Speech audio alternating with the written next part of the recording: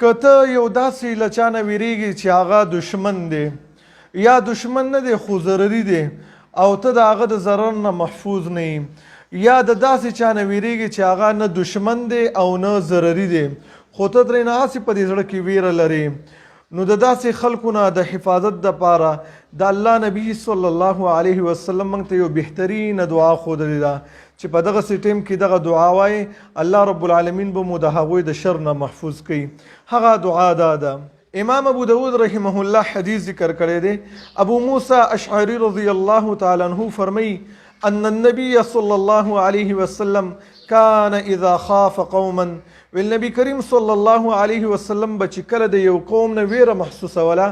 نو دا شانته به وفرمیل اللهم انا نجعلك في نحورهم ونعوذ بك من شرورهم. یا الله مونږ ګرځو تعالی را پسینو د دې خلکو کې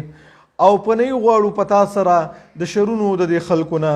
نو چې کله مو د چا نه ویره محسوسوله په خپل زړه کې د هر چا نه چې نو دغه دعا په هغې ټیم کې وایي الله رب العالمین به ستاسو حفاظت کوي د هغه خلکو د شرونو نه.